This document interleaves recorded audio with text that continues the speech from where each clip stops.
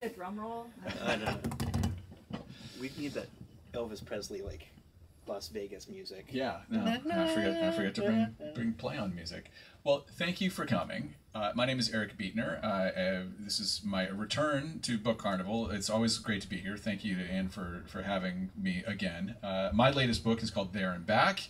It is a thriller, a little bit of a mystery, and I'm really thrilled to be joined with two good friends of mine, who've come a very long way. Mr. Lee Matthew Goldberg's come all the way from New York to see us. Lee is an incredibly prolific author.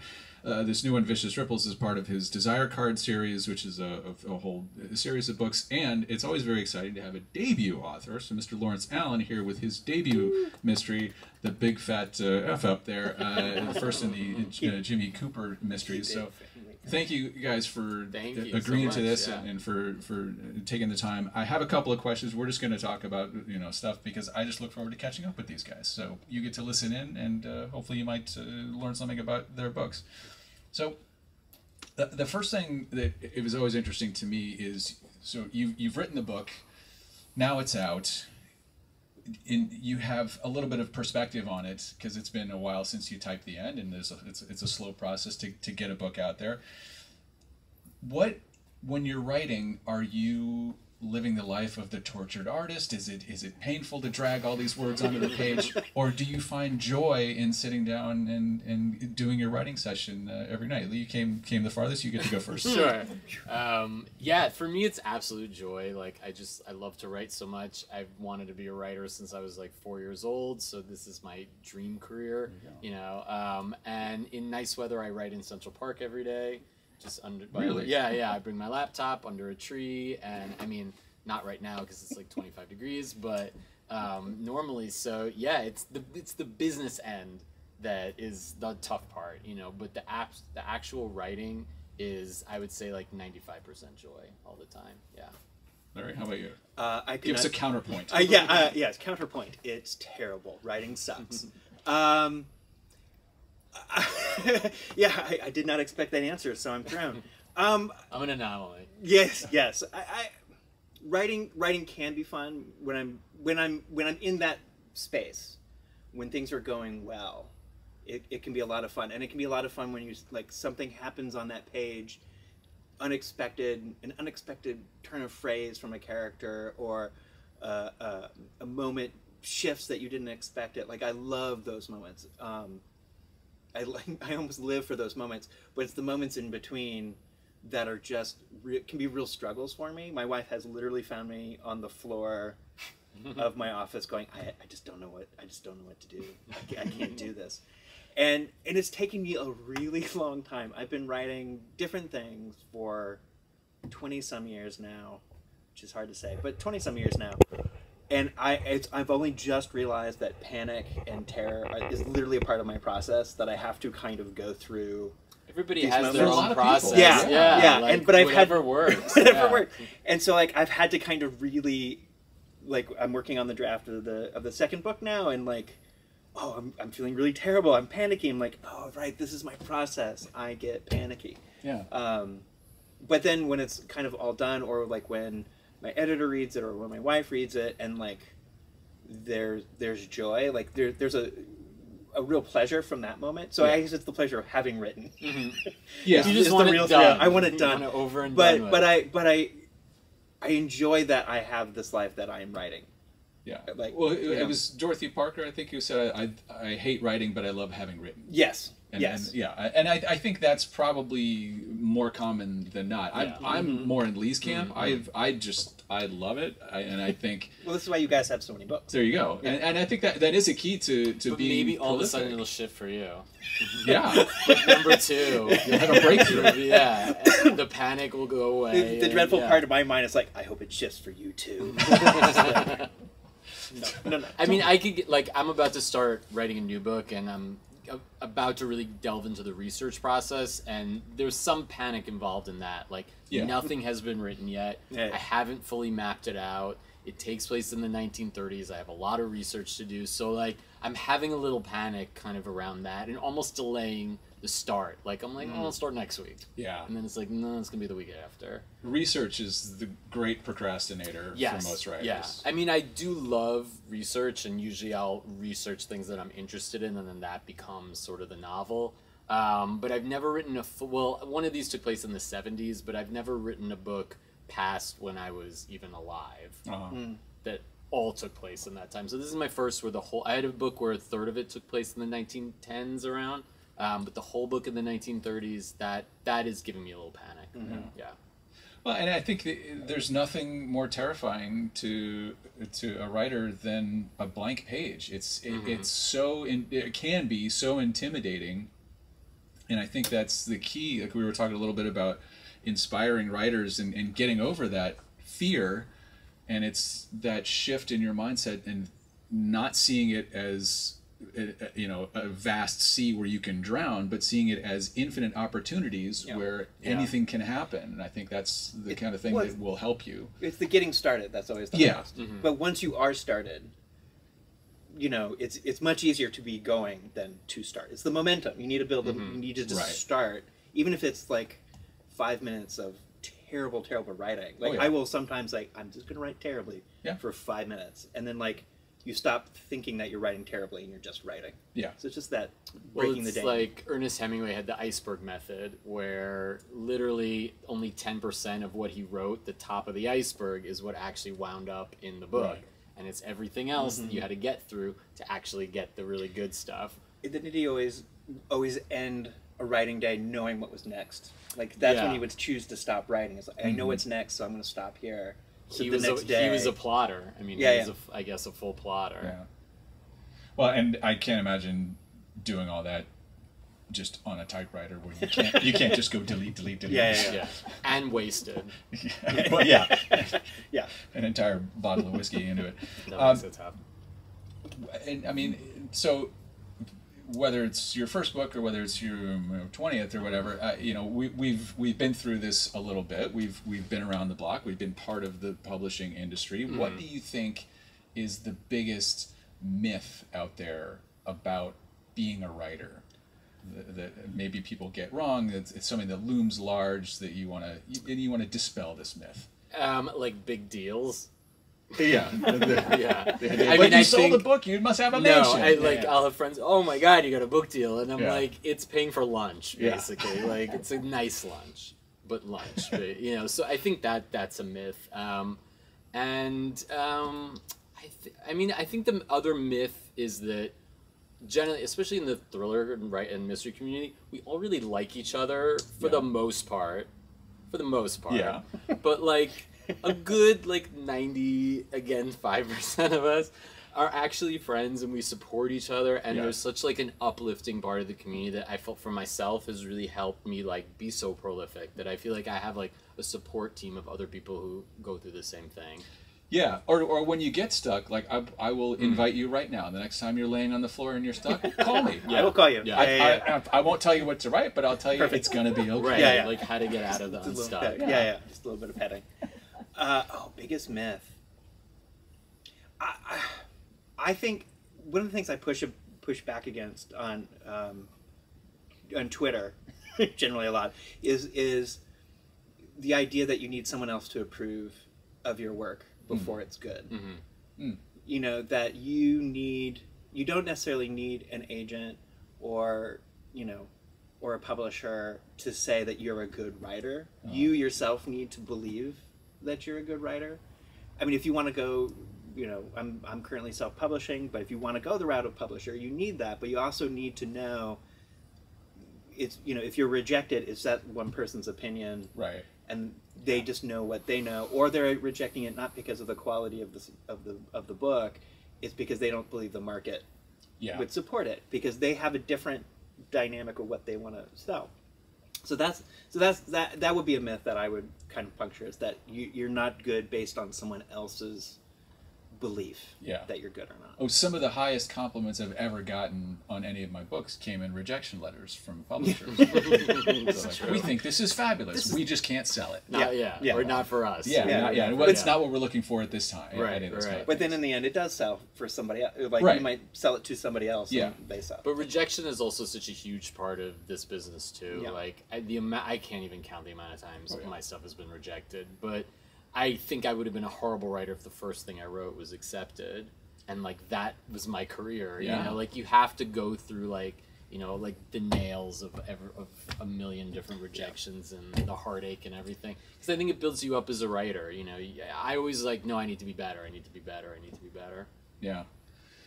Well, Lawrence, you're here with your debut. The thing I'm always very curious about, you say you've been writing for 20 years. I know you've done a lot of screenwriting in that time.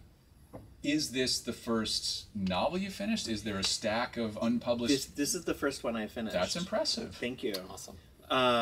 Yeah, it is. It's actually based on a pilot that I wrote that I got a lot of good feedback, a lot of great meetings. Like, this shows that you can really do it, and then no one bought it. So I turned it into a book. The funny thing is, the idea came for this. I was on a plane, and I was trying to figure out the next script I was going to write. And I couldn't come up with anything, so I said, what's a really terrible idea? What is an idea that if I pitched it to a network executive, I would be laughed out of a room? Like, they would be like telling everybody, this kid pitched this thing to me. Yeah. I'm like, former child star as a private detective. That sounds terrible. But then I kept thinking about it, and I kept laughing, like, there might be something to this. Yeah. But it was just the idea of like thinking of a bad idea totally freed me up.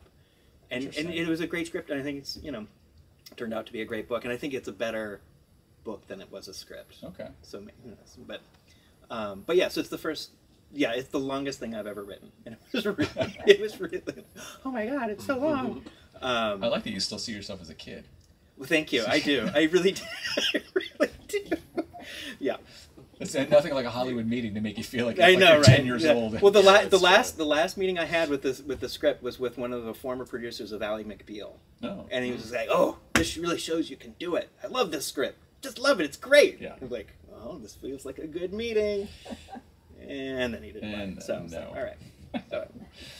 Well, that's Hollywood. Yeah, I think more often than not, everyone has sort of that secret drawer or the just a file on a hard drive somewhere that you will never show anyone because it was the first flailings in the wild. I got a whole file of like scripts and aborted ideas and all of that that will never. That hopefully someone will delete, when I kick off. Well, you have a really eclectic body of work. You have standalones, series. You got YA stuff. I mean, what takes you down so many different paths? Now you've got this historical coming up.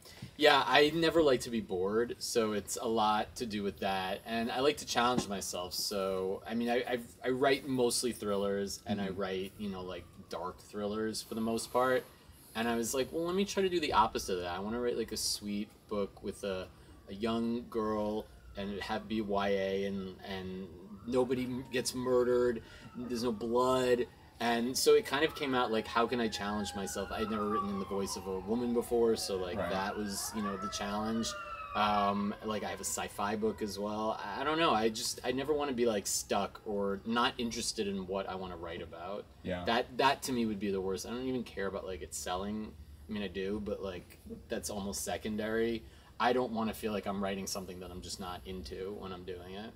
Do you think you can tell when you read a book that's written the opposite of that? Like, have you ever read something that you're like, oh, this is just someone just going through the motions? Yeah.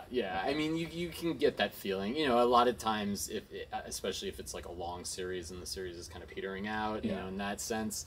But yeah, I don't know. It's kind of like a chef. Like, you could tell when there's like love put into the mix and when there's not. And I don't know. I try to, even in my darkest, most evil books, like try to put like as much love as possible into Love them. and the evil. Yeah, mixed with the chocolate and everything else. Well, you have to do that. I mean, I think that's one of the things that I've been very lucky that like the response that I've gotten about a lot of my work is I've written a lot of terrible people who do terrible things and yet make them somehow likable, or you can still root for them. Yeah. And I think that's because that's what I look for as a reader, is I don't want something that's all just doom and gloom and there's nothing to latch onto. And so when there is a little bit of humanity, when there is a little bit of humor in there to balance the darkness, I think that's a really key to keeping readers engaged and not just wallowing on the dark side of town. Well, especially if it's a thriller. Like, Right. you really need that person to cheer for. I'm thinking of one of your books, Two in the Head. Like, like there's someone that you desperately want to win. Yeah. You know, and like that's a great thing for a reader to have. Like, I mean, that's what I latch on to. It's like, oh my God, how are they going to win? Right. You know, if they're going to win. Yeah, you need that cheering. I think in this genre, you would need that kind of cheering on. Definitely. I mean, even when a character is really terrible, they're still human. So, you know, I almost think of myself like I'm not an empath in real life, but I'm an empath. I'm more of an empath, like, in my writing. Well, you're a New Yorker. Yeah. I'm like a jaded New Yorker. And, like, I just don't, you know, like, nothing impresses me. I think you didn't have to include jaded. You just New York. Just in New York. But no, I mean, in my writing, like in this series, you know, the main villain is an evil person. But he's still a person, and I try to find like the humanity in him, and you know, even add elements of humor too, because I do think that does help sometimes, like bring that humanity to a character. Because otherwise, you know, then the reader's not engaged, and there's nothing for them to latch on to, really. Right. Well, we're here surrounded by mystery books and crime books. I mean, and then you know, we've chosen this path with this long history and a lot of writers who you have to say, well, I'm not going to do it better than, you know, Sarah Paretsky. I'm not going to do it better than Michael Connelly or whatever. But was crime and mystery and thriller, was that always where you're leaning toward? Was it? How did you come to choose this genre to plant your flag in, Larry? Well, my mom's going to be so thrilled to hear that. Probably my mom. She's a big mystery reader. Yeah. So she's jealous I'm in this room and she's not. Because we would watch, like, she was a big Murder, She Wrote fan, so that was family TV. She introduced me to the Jeremy Brett Sherlock Holmes on PBS, so we watched that. She loved her mystery on PBS. So that was always around. Where she and I diverge is I'll say she's a cozy adjacent reader. She's not quite cozy, but like she likes her historical mysteries and stuff like that. Where I'm definitely more film noir, Raymond Chandler, like that direction. But so I guess mystery and crime have always been, I guess, God, since I was a kid, just like, you know, old movies or, you know, books, stacks of books. I remember going to the library and getting Raymond Chandler and stuff like that. So it's always just been in my household. My mom still is a big mystery fan. Yeah. So those early influences sink in deep. Yeah. And Leah, when we talked about you have pretty eclectic taste, but you sort of keep coming back to stuff that is a little bit darker, has a thrilling element. Is that where you started at a young age? Yeah, I mean, I always like kind of twisted things a little bit, and I remember being a little kid, and I was completely obsessed with the show Twin Peaks. Like, I would just like live for it. And when I was bored in class, I would like write my own Twin Peaks. Like I was like writing my, you know. So I always felt I was like veering toward the genre. But yeah, when I have a book that never sold that I wrote before my debut, and it's like a very literary novel. So I thought that was going to be my path. And then I was like, I'm kind of bored. Like it's a lot of literary novels, like I'm just honestly bored to read. Yeah. And going with the whole motif of like writing what I'm most interested in. Yeah. Like if somebody's not dying, I don't know. Like it's like the stakes are like too low almost. Like it just doesn't have the Well, and we go through that thing where we are our first readers, and so you have, if you're going to spend all that time alone in a room, you're ultimately trying to entertain yourself at first, I think. And yeah, I think anybody who sits down to write a book that they're not constantly wanting to know what happens, what's the ending, how does this resolve itself? Why would somebody else want to? Yeah. I mean, I do remember reading a lot of Stephen King as a kid. So I was going in that direction, you know, in a lot of ways. But I also I was obsessed with Encyclopedia Brown mysteries when I was I just Choose Your Own Adventure. I read, I mean, I read everything. Like Did you ever read what was it, The Three Detectives? It was like No. Alfred Hitchcock presents The Yeah, Three yeah. Detectives. No, And I didn't. They had No. like their office, whatever you want to call it, Clubhouse. their yeah. clubhouse was like underneath in the garbage Wait, pile. now now all of a sudden I'm like, no, that seems familiar. Like Jupiter Jones, I think, was one I of the feel characters. like I did read that. Yeah. Yeah. I was a big fan of those guys. Well, Larry, the Big Fat F Up it's billed as a Jimmy Cooper mystery, which of course now implies, and you've said it's going to be an ongoing series. Yeah. I'm always curious when you are creating a character that you think, okay, this person has to have legs to go, 3 books, 5 books, 10 books, and beyond. Yeah.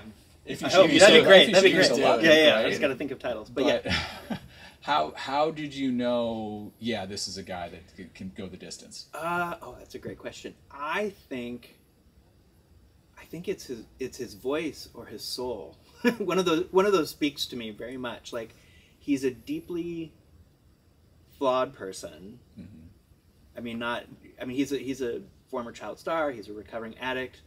So I'm kind of dispensing with the he's drunk all the time detective, which I'm bored of that trope. Right. But he's not all together. And so Write what you know. right what I know. I was like, I'm gonna never make it. Terrible.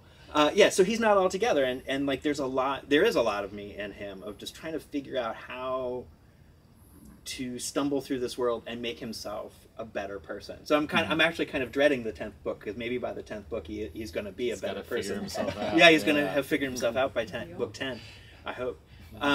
So it's that kind of keeps me interested in him. Uh-huh. That I know in each book there is it's not necessarily that there's personal stakes, but like it's that there is something also for him personally going on. Mm-hmm. Like in this first book, he's plagued with self-doubt. This is the biggest case he's ever tackled, and now he's suddenly back on the public stage, and he cratered his career very publicly, and so here he is again risking that, and the self-doubt is crippling. I mean, a little bit about writing your first book, and so in the second book, like, I don't want to spoil it yet. But so it's the personal stuff why he's struggling to figure out the mystery, whatever that keeps me going. But I think it's literally his voice that, like, he can really speak to me or speak through me, or however that works. Like he vibrates for me when I'm writing him. Nice. So it's like, okay, That's a good way to describe it. I like that. Yeah. And so, I mean, I've never written a sequel of anything before, and so that was intimidating. But like once I got back into his voice again, it's like, oh, okay, I can do that. I can live with this guy for however many 100,000s of words. Yeah, that's a nice feeling when you can sink back into characters that you already know. Yeah. And then you can focus on the little details. You can focus on the nuance that you didn't have maybe the headspace for in your first time through. And I'm like I'll spoil this. Like, he listens to a lot of music in this book. There's a playlist in the back of what he listens to and stuff like that. And it was in the second book I realized, like, oh, this is why he constantly has a playlist, because he's always on. He's sitting in his car watching somebody, so he's got this infinitely long playlist for himself. And like that was in the second book. I figured out why. Yeah. So it's those discoveries that really also keep it going. Yeah. We got to keep ourselves interested. Mm-hmm. Well, Lee, as we've mentioned, you're from the East Coast, and I'm curious, as someone who grew up on the East Coast and now I've been in LA transplant for almost 30 years now. You hear a lot about Southern writers will tell you that they're a Southern writer, and it's so important, and it's in their bones, and like their books are, so you get a lot of this sort of regionality of certain writers. Do you think that there's a big difference between East Coast and West Coast writers? That's a good question. I don't know. I mean, things are a lot more just like chill out here, so that might be involved with it. What I love about being a New York writer is New York is just constantly moving, so like it almost like kicks my ass to write. Right. Like, and I enjoy the kind of tornado aspect of it, where I feel like it'd be like a little too quiet here. Like, and that sinks into your stories, you think? Yeah, I mean, I think so. Like, I can't imagine myself like living in a house and having a backyard and like writing every day. Like, I just don't think like, it would be enough. Almost, I don't know, like inspiration for myself. I need like cars and honking and like people yelling at me. You just need to just live all of downtown that. LA. But then at the same time, like I'll escape that and I'll write in Central Park. So it's like I live it and then I take a minute from it and I have my kind of like solitude and quiet that I'm able to find. So I don't know. Yeah, maybe just like a mentality. Definitely West Coast people are a little chiller, I would say. Okay, but and then someone like Raymond Chandler, who's sort of the quintessential kind of LA. I mean, do you think those if you took those stories and transplanted them into Manhattan, would they fundamentally change? Is it all about where they're set and yeah? Who's I mean, writing I think it's both. I think I'm actually reading Farewell My Lovely right now. I never read it before. So yeah, I'm reading that one. There's some things in that that's like not it hasn't caught up with the times. Let's say that. Well, Yeah. Like Well, that, yes. It had been a minute, but yeah. I mean, it's so LA. Like it just it like oozes LA. Like all of his stuff, like LA, like drips from it. right. And it's just it has so much character. So I don't know if you shifted it to New York. I think you would lose a lot of that just aspect. Like it just wouldn't have like the oomph that. I mean, wouldn't you just have Mickey Spillane then? Yeah, maybe know, like yeah, that. like, That would be like It's more the. rat-a-tat-a-tat-a-tat. Yeah, like Yeah. just there's like a languid quality I feel like to a lot of Raymond Chandler's work Yeah. that fits with an LA vibe. But sometimes I think about moving here, so I don't know. Well, if I ever live out my wife's fantasy and can retire and then keep working by teaching at a small college somewhere, which she never wants me to stop working.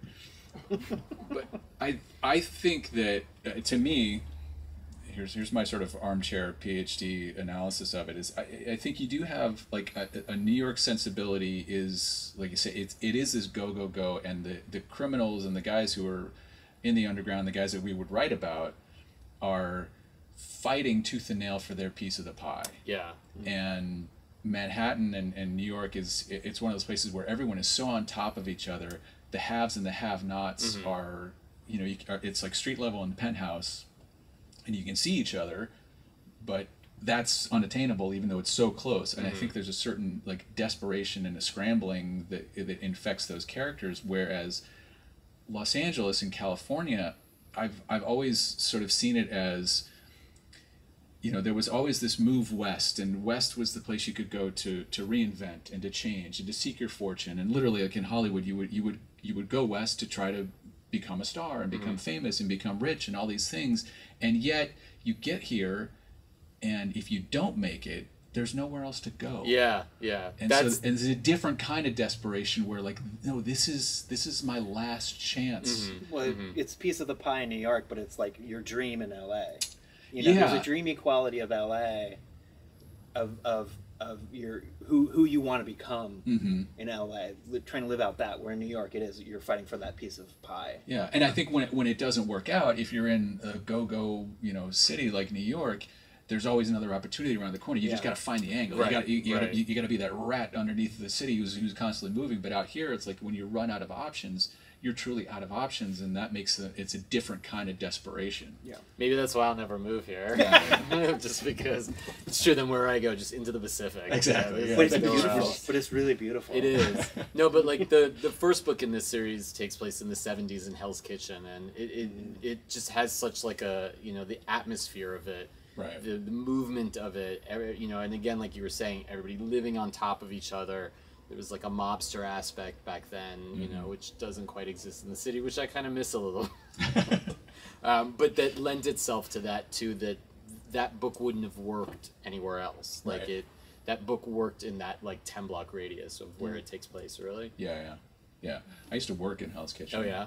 And this is we'll wrap up with this story, as I worked at a visual effects company, and I was running around town all the time, delivering stuff. And it was in the summer, and it was blazing hot. And I remember coming out of the gates because it was a gated thing, and turning right, and I'm walking up the street, and from 3 or 4 stories above, someone just threw a bucket of dishwater.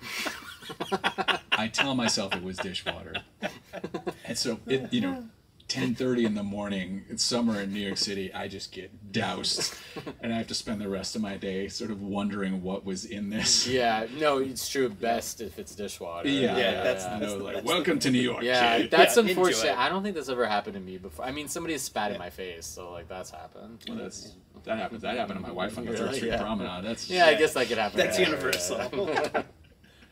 I will open it up if anybody has any questions from out there. Otherwise, Well, I think you need to cover your book to some extent. well, That's okay. true. Let's hear it. Well, you guys have questions for me, obviously. What brought you to write this book? Yes. Well, so this one, There and Back, it takes place with a group of young execs at a tech firm who get sent into the wilderness on a team building retreat, as these people do, because for whatever reason they think that's a good idea to send people who have no experience whatsoever in the wilderness into the wild, but they have a guide and they have a thing. And, well, it's a thriller. Things go horribly wrong right off the bat, and they are stuck out there for weeks having to fight for their lives.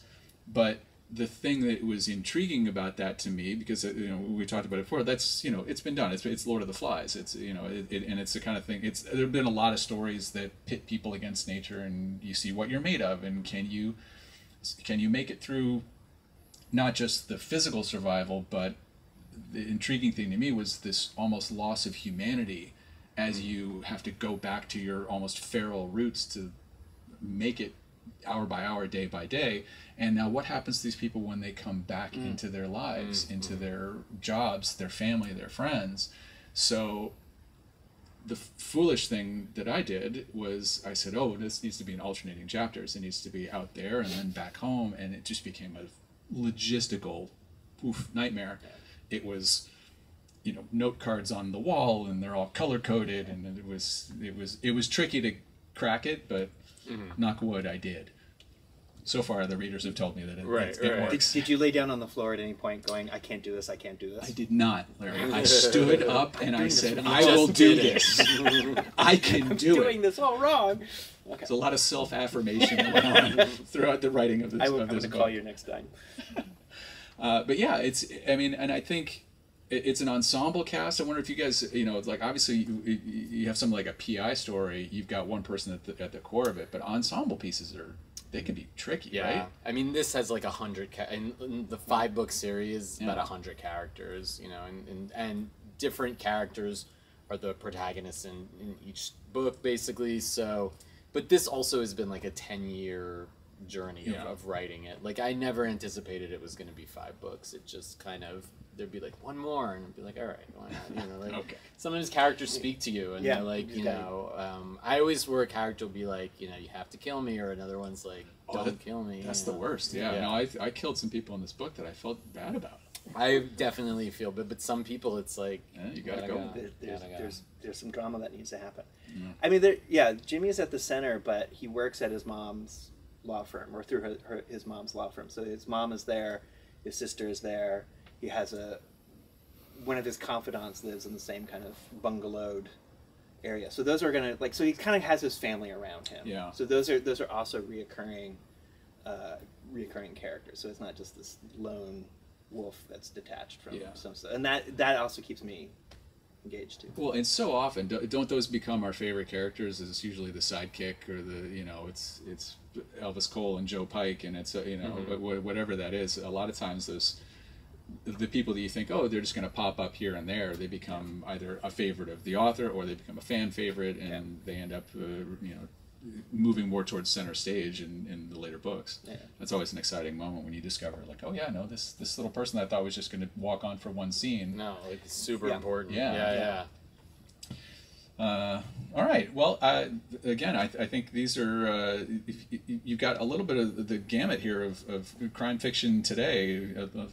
There's a little bit of something for everyone here. So get all three. Get all three. I think that's really the message here. Oh, you both are the best. Yay! Well, thank you for turning out. Thank you so much to Anne and Book Carnival. This has been great, and I look forward to speaking with you guys any chance I get. So next time you're in town, let's do it again. Well, we're doing it tomorrow. Oh, that's right. Join us tomorrow. And you have to come back to Book Carnival. Oh, absolutely. Oh, yeah, of course. Yeah, my pleasure. It would be. Thank you. Probably All walk right, out with some thank you. books. Love, really love. Come on. Still friends, but Well, I just met him. Yeah, like Lee said, I think it's the crime writing community, and it's going to like I met you at BoucherCon 5 years ago. About we so- go to a lot of the same conferences, so Okay. you start to meet people that way. But yeah, I think like 5 years ago, I think I met you, the one in Florida. Yeah. Yeah. Or And yeah, then maybe. and Eric used to host Writer Types, so I started listening to that, and he hosts Noir at the Bar, and so I started going to that. So I met him. Actually, the first time I met you physically was when you guys were hosting an episode of Writer Types at California Crime Writers Conference.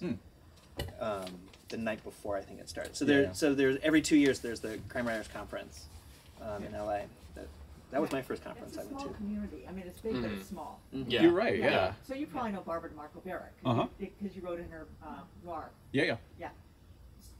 She was my first writing teacher. Oh, ever, great. ever, ever. She was great. Yeah, yeah. That was a So, fun you know, experience. just That book. Everybody kind of knows everybody.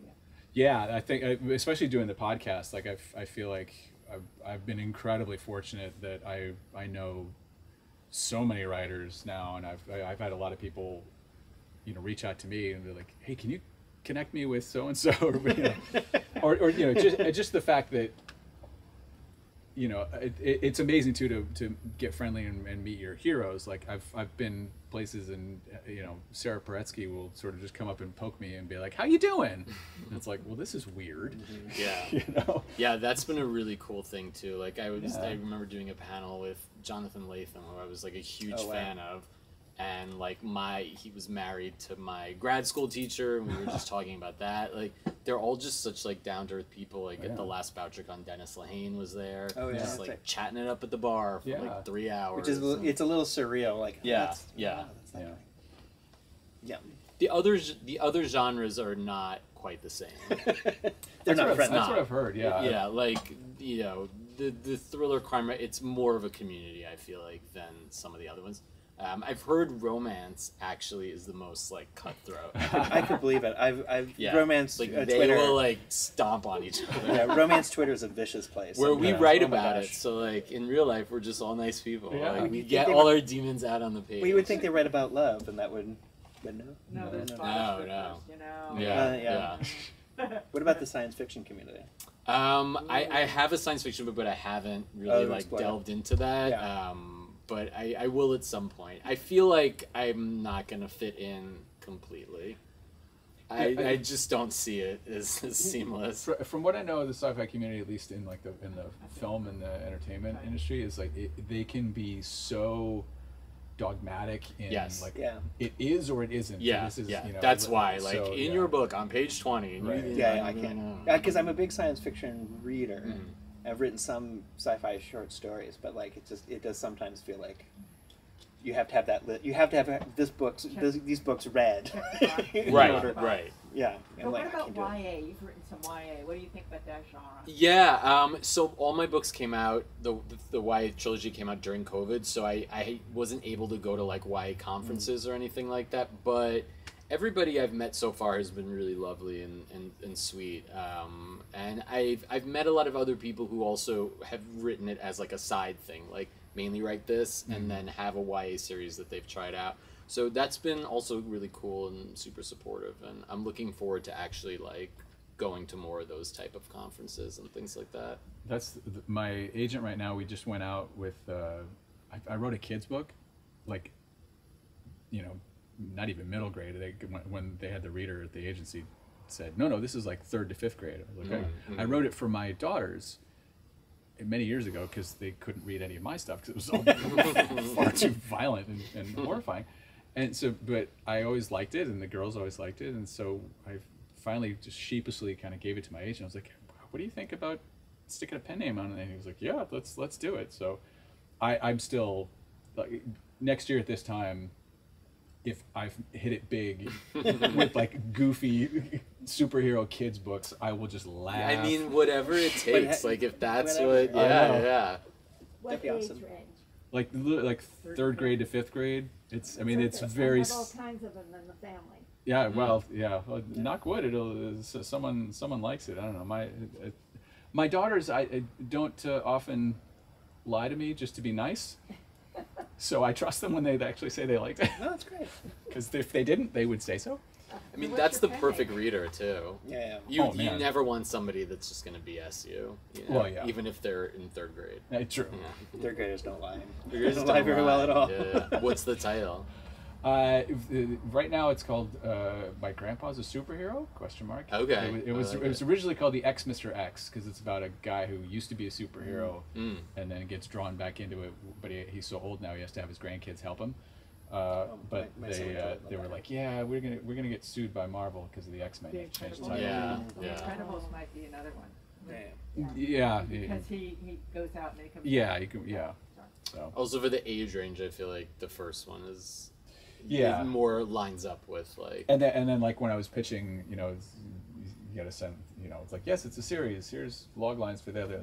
It'll next one will be like, my principal's a supervillain, and Right, and it's like right. my- Yeah, my- I feel like that's gonna sell. so- I But make it your Fingers vice crossed. principal. Oh, because they're more evil. Yes. that's true. Yeah. They're the ones that have to see all the bad kids. Yeah, Or, Right. or the AC's assistant the bad guy. principal. Yeah, And we they always were always more afraid they of want to them. be the principal, so there's Right. always like they're pissed off. They that are they're the- not. they are the villains. There was like a show, Vice Principals. Yeah. Yeah. Yeah. Yeah, remember that? No, my kid would. I mean, he's a fifth grader now, so he might age out before they get published. But Oh, he, would send me totally, that. he would totally eat those. What do you think? I'll send it to The you. first question you asked me, what do you think is the biggest misconception about the publishing industry? I mean, I bet it's weird.